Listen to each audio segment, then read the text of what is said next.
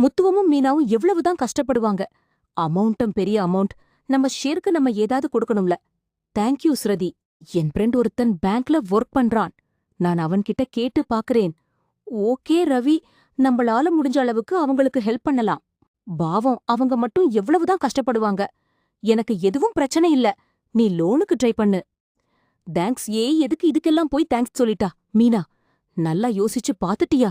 இப்ப நீ ராஜினாமா பண்ணிதான் ஆகணுமா? மீனா, இந்த பதவியில உன்னை உட்கார வைக்கிறதுக்கு நாங்க எவ்வளவு உழைச்சிருக்கோம். தயவு செஞ்சு ராஜினாமா பண்ணாத மீனா. அக்கா, எங்க வீட்ல எல்லாரும் கஷ்டப்பட்டுட்டு இருக்காங்க. அதனால இப்ப கொஞ்சம் நிலைமைய புரிஞ்சுக்கோங்க. இந்த பதவியை நான் ராஜினாமா பண்ணாதான் என் மாமனார் மாமியார் சந்தோஷமா இருப்பாங்க.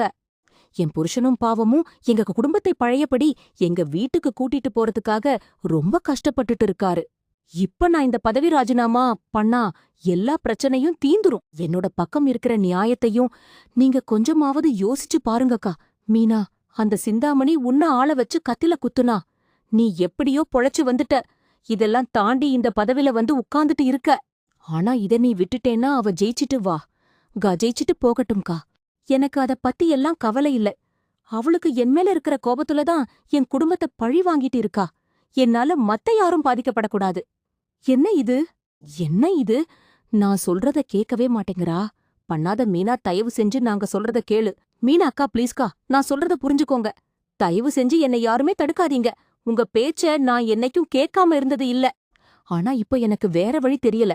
உங்க எல்லாருக்காகவும் உழைக்கிறதுக்காக தான் நான் இந்த பதவிக்கு வந்தேன்.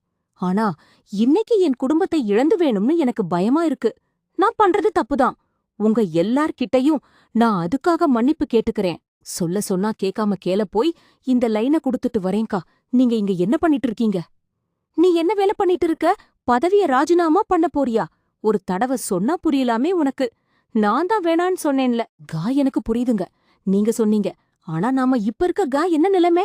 இப்ப எதுக்கு நீ ராஜினாமா பண்ற? அந்த சிந்தாமணிய நான் ராஜினாமா பண்ணிட்டா நம்ம வீட்டை ஜப்தி பண்ணாம இருக்க ஏற்பாடு பண்றேன்னு சொல்ல.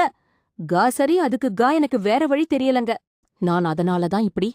மீனா ஒரு நல்ல விஷயத்துக்காக நீ ராஜினாமா பண்ணனா நான் சரின்னு சொல்லிடுவேன். அந்த சிந்தாமணிக்கு உன் பதவி மேல ஆசை.